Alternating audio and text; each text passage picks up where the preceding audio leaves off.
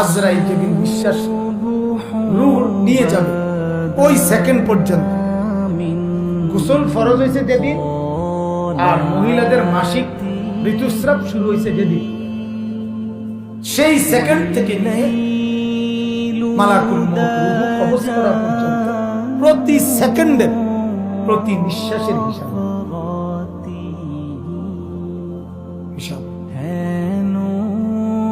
মা মিন ইমরিইন নাফাস ইল্লা কুতিবা। আল্লাহ নবী সাল্লাল্লাহু আলাইহি সাল্লাম বলেন,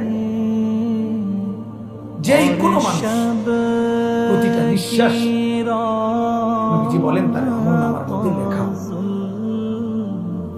ইম্মা ফি তাআতিন ওয়া ইম্মা ফি মাসিয়াত। কোন নিঃশ্বাস নেকি হিসাবে লেখা হয়, কোন নিঃশ্বাস গুনাহ হিসাবে লেখা হয়। অর্থাৎ নিঃশ্বাসটা পর্যন্ত আপনি হিসাব পাবেন। নিঃশ্বাস আপনি এই যে হাত নাড়াইছেন, হাত নিচের দিকে নামাইছেন, কতবার হাত উঠাইছেন, কতবার হাত নামাইছেন, আল্লাহর কসম আমল নামার মধ্যে কিয়ামতের দিন আপনি দেখতে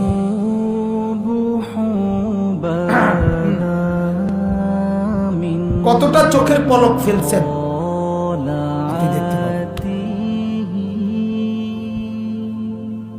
কোনো কিছু বাদ যাবে না, রাতের অন্ধকারের কিছু বাদ যাবে না, দিনের আলোর কিছু বাদ যাবে না, একাকী কিছু বাদ যাবে না, প্রকাশ্য কিছু বাদ যাবে না।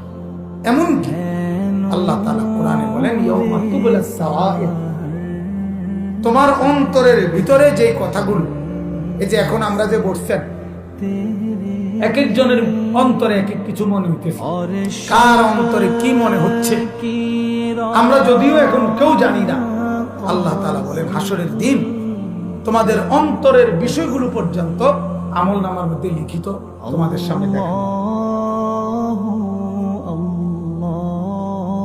দেখান কি কি ভাবছিলাম, কি কি কল্পনা করছিলাম, ওই মেয়েকে নিয়ে কি কি ভাবছি,